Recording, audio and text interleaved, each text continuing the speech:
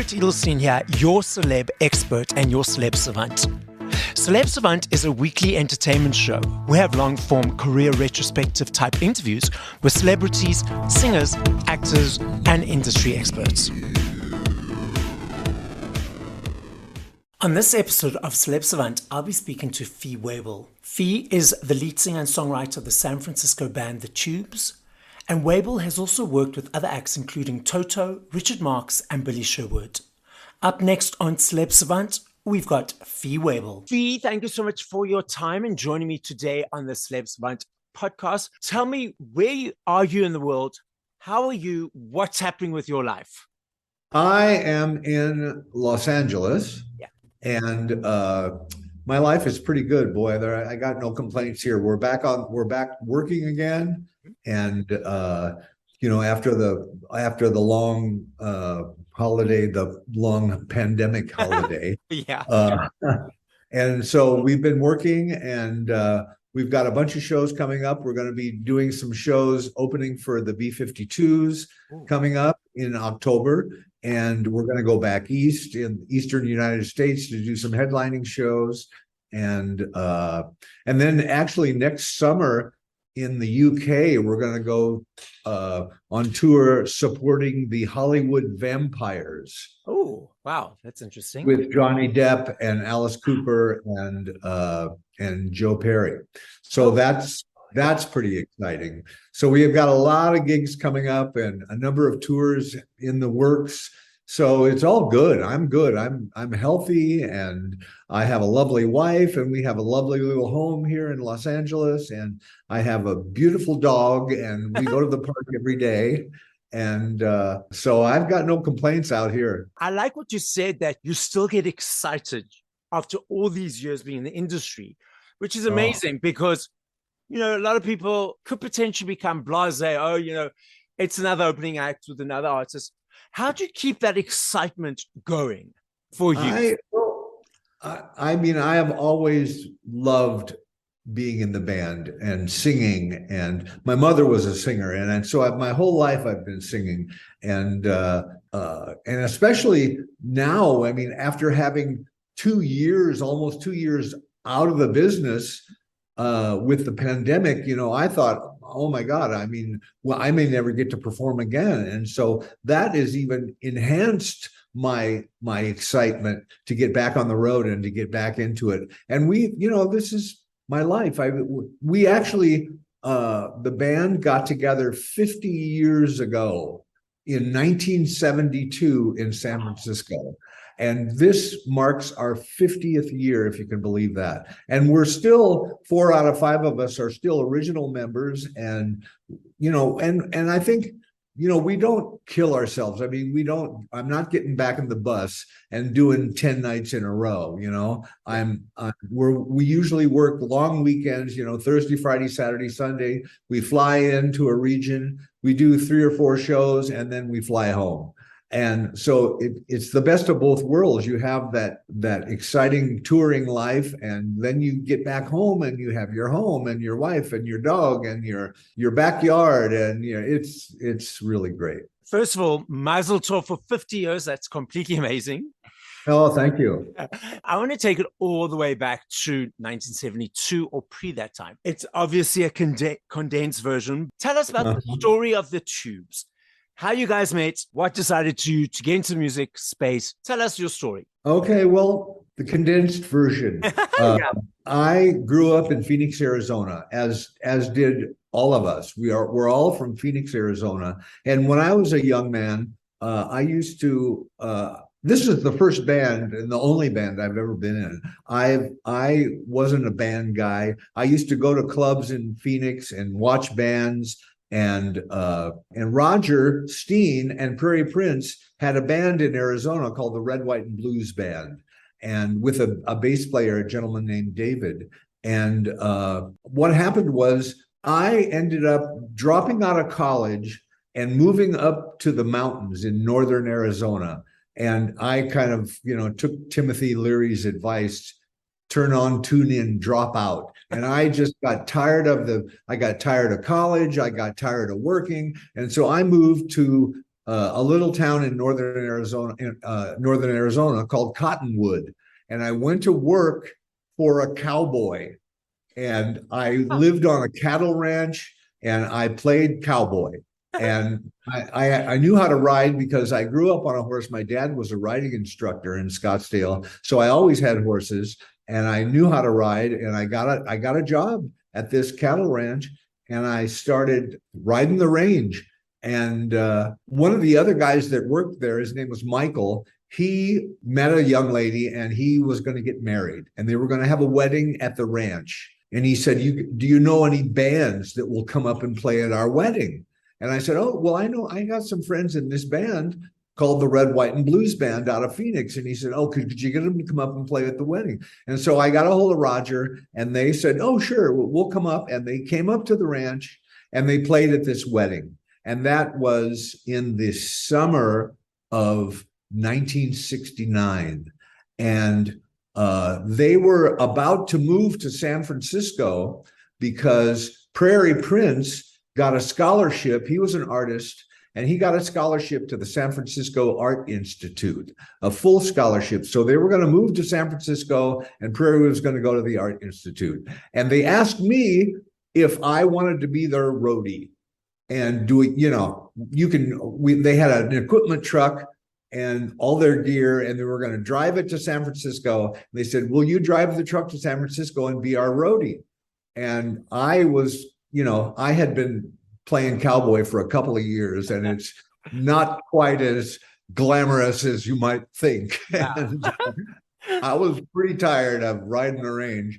And I said, okay. So I bailed out, and I drove the truck to San Francisco, and we moved to San Francisco in early 1970, and the band worked, and I was the roadie until about 2 years later, when another band from Arizona, Bill Spooner's band called the Beans, they also moved to San Francisco, and we decided we would combine the two bands because we didn't really have enough work for either of our bands to survive. So they had some gigs and we had some gigs. And then the bass player quit, Roger's bass player quit and ended up moving to Hawaii. So they had no bass player. And so we said, okay, let's join Bill's band. And so Bill already had guitar, bass, keyboards, drums. So Roger and Prairie joined the band, and there was 2 guitar players and 2 drummers. And I'm kind of lifting the cold because they already had 2 roadie guys. And I said, well, I had sung. My mother was a singer, and like I said, and I sang all the way through high school, and I did musical comedy, and I was in a high school choir group. And I said, I can sing. I'm a pretty good singer. And so they said, okay, you can sing background vocals. Okay. So I got in the band being a background vocalist, and I sang. They kept telling me, you sing too loud. You sing too loud. You're supposed to blend in. You're a background vocalist. And I said, well, I don't want to be a background vocalist. I want to be the lead singer. You're the guitar player. You play guitar. I'll be the lead singer. So I became the lead singer. Oh, wow. And then that was around 1972. And then we played around town for 2 or 3 more years in San Francisco. And then we got a deal. We got a record deal at A&M. In 1975, we got a record deal at A&M Records, and we made our first album in 1975. And then, we went on from that. We made 5 records at A&M, and then we went to Capitol Records, and we met David Foster, and we made 3 records at Capitol, and had some hits with David Foster on our first album, Completion Backward Principle, with David. We had a hit with Talk to You Later and Don't Want to Wait. And we had never had any kind of acceptance at radio. We were a theater band, and we had a big, elaborate theatrical show, and we were pretty much known for our live theatrical performance. And we had met this guy, Kenny Ortega. At that time he was a choral dancer, mm-hmm. and he wanted to become a choreographer. And he came to us, and we said, great, help us choreograph all of this theatrics. And so he became our choreographer and became our theatrical director, actually. And he put together all of our big theatrical shows. And of course, as you may know, he's gone on to fame and fortune with directing movies and High School Confidential and just on and on and on.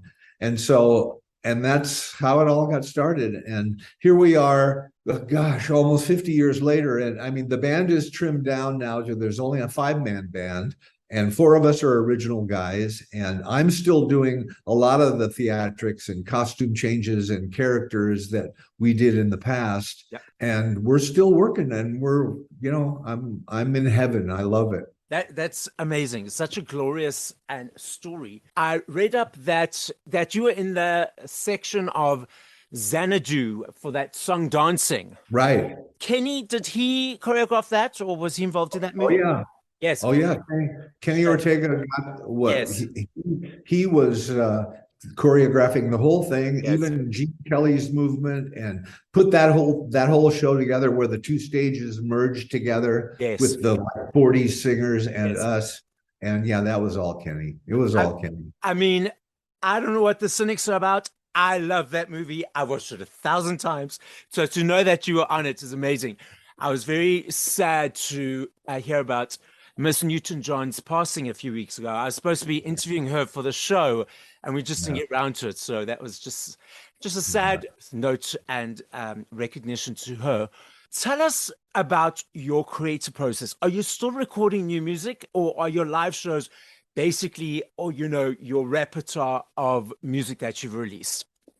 Well, the Tubes live shows are mostly our hits and our favorites that the fans want to hear. But a number of, I just made a solo album called Fee Waybill Rides Again, which is my 3rd solo album I did with Richard Marx.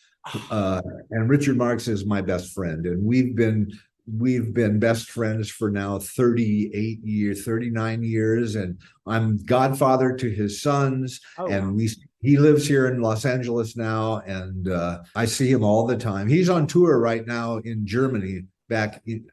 I just talked to him, or I just texted him the other day, and he's about to start his German tour. He's been out for a few weeks in Europe, and so Roger has a solo album, and so we're kind of.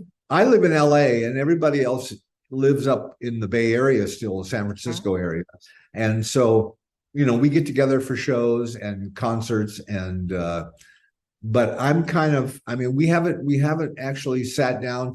We have a number of songs actually that in the can, over the years we've got 4 or 5 songs, but it's difficult to get together. It's difficult to find time to record, and everybody's got a life of their own, and but I've done. I just released this record, and I'm very proud of it. Richard helped me. Richard produced it. Richard and I wrote all the songs, and he's appearing on it on a number of songs, mostly background vocals.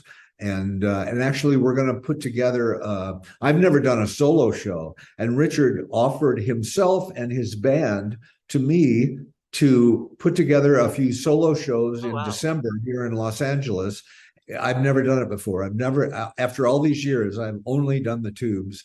But I'm going to do a Fee Waybill Rides Again solo show at a couple of local clubs here in Los Angeles, which I'm pretty excited about. And I'm going to use Richard's band, and Richard is going to help me and sing background with me. And so that's exciting. I've got that coming up in December. And we've got, like I said, next summer, we're going to go to the UK and open for the Hollywood Vampires. And we've always done well in the UK. And, we've done a number of tours there over the years. And so we got a exciting next year coming up. It's amazing. But you got 50 years of music in the can. So there's so many songs to choose from your repertoire. So maybe it's okay sometimes not to get the new releases out because you've got them so you can carry on. But the fact that you're doing the solo work is also amazing and allows you to play in a different sort of space and a different sort of stage to what you're used to. Are you a bit nervous for those solo performances or? Well, I'm a little, I have to say I'm a little apprehensive because I've never done a solo show before. But Richard assures me, he goes, "Oh, don't worry about it. We'll get together with my band and we'll rehearse and we'll get it totally together and we'll figure out what the songs are, what the set list is, and I'm going to do some of my favorite songs, a Roy Orbison song and a Frank Sinatra song and some other material that I would never do with the Tubes band." And so I'm excited about it. I'm really excited. I mean, I'm still learning. I mean, I'm taking vocal lessons right now from a gentleman here in Los Angeles who's really, really well known here in town, and he's been teaching me how to sing more relaxed because I'm so in the Tube show. I'm so hyper and I'm running around and I'm changing clothes and I'm squealing and screaming and singing all these songs that are really high. And he says, no, he's teaching me how to relax my throat and my chest and how to breathe and how to reach those high notes without forcing it, without tensing up. And I've just started going back to yoga again with my wife. She's in terrific shape and has been doing yoga for years and years and years. And I used to do it with her years ago, back when Bikram Chowdhury was teaching yoga here, and that whole thing kind of blew up. And I hadn't gone back to yoga for years. Yeah. But I've started again, and I'm so stiff. We just. Sunday night, and oh my God, just an hour of a stretching class was just it was impossible. But little by little, I'm getting, after 2 years, I thought my career was over with the pandemic. I thought nobody's ever going to get together again to listen to music, and I kind of just I don't know, I just kind of got depressed and I stopped doing everything, and that was a mistake. So now I'm turning it around and getting it all back together. Reinvigorating yourself, which is so cool. I was laughing because my colleagues, I'm a loud person. I've got lots of energy. I'm always moving around, and that's just me. And my colleagues were saying earlier, calm down. Let's go. So that's why I was laughing, because I have that sort of in a different environment, because I'm very much an exciting, loads of energy person. And so it's cool to hear that I'm also different way, but we get both getting told to calm down a bit. So let's relax, and it'll still work. Everything will still work if you relax. Just you get too excited and everything tenses up, and that just, and especially in your throat, you tense up like that, and that closes it off. And you want it to be open, and you want your breath to that one of the things that my vocal coach had told me. He says, when you belt, when you tense up and you try to hit that high note, that's called glottal breathing. Okay. And if you just relax and you let the breath pull your vocal cords together, that's called Bernoulli breathing. And that doesn't slam your vocal cords together. And when you keep doing that, they get strained and they get inflamed, and then pretty soon you lose your voice. And so he said, just keep doing the Bernoulli breathing and relax, and you'll still, because I worry, a lot of these songs are really high, and I'm a tenor, and I've been very fortunate with my voice. I'm still able to hit all the high notes that David Foster put in there. He loved the high stuff. And so it's just a whole new way for me to learn to sing. Well, amazing is that, life is a journey, and we're always learning. So that's amazing that you're still learning and are willing to do so. Yeah. I'm going to put you on the spot. I love playing this game. My recipients don't always. So now, it's not necessarily your favorite, but your 5 go-to or top 5 songs by other artists. And go. Top 5 songs by other artists. Like I said, it doesn't have to be a favorite, just your first 5 that come to mind in this moment.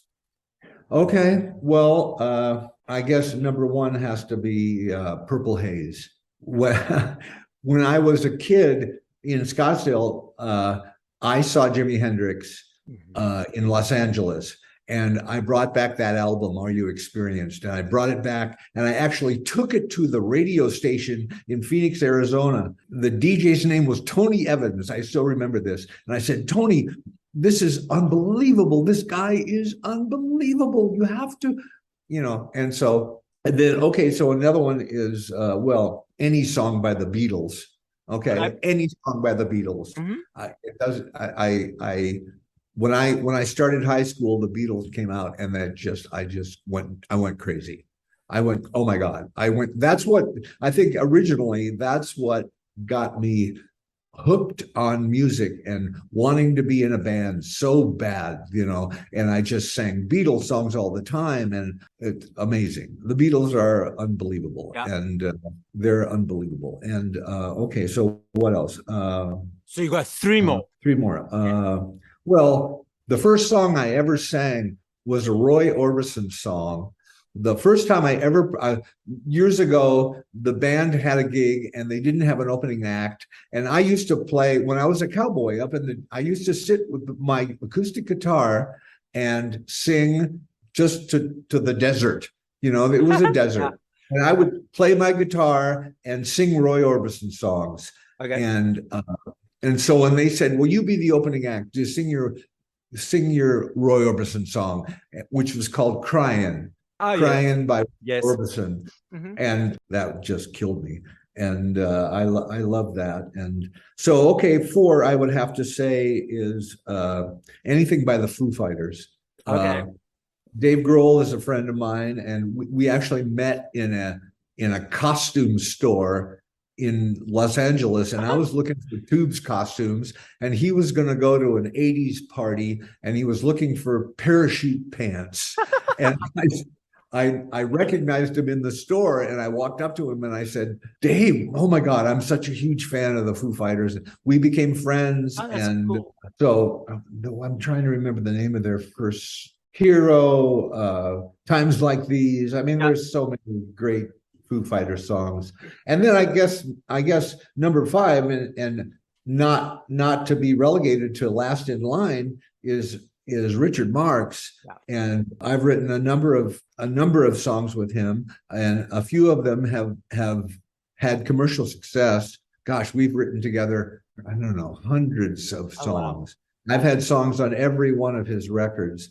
And let's see, Right Here Waiting for You is a song he wrote, which I love that song. And Nothing Left Behind Us is a song I wrote with him that was pretty big time. I can't remember how high it went, but Nothing Left Behind Us was a song. His father, his name was Dick Marks, and his father was a keyboard player and a jazz keyboard player in Chicago, where he grew up. And he wrote jingles also. He wrote the Doublemint Gum jingle. And then when Richard and I became friends, Richard and I and his mother, Ruth, would sing jingles for him and sing the latest version of the Doublemint Gum jingle. They kept revising it and changing it. And so I became, really close with his father. And then his father died in a car accident, unexpectedly, in a car accident. And then I went back, and he was still living in Chicago at the time.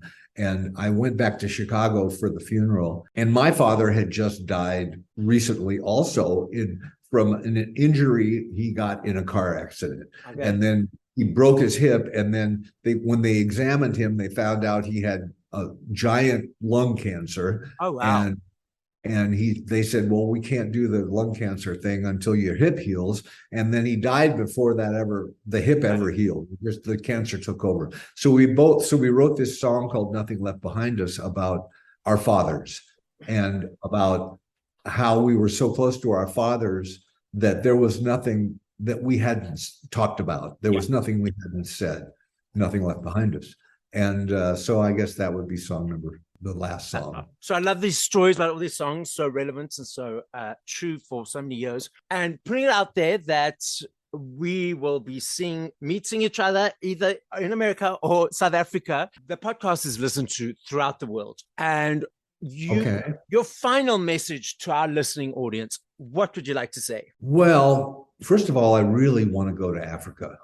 I'm just, my whole life, I wanted to go to Africa, and I want to come to South Africa to see all the animals, but I mostly want to go to the Virungas to see the mountain gorillas. Oh, yeah. And I was very distressed to hear that they were offering oil leases in the Virungas.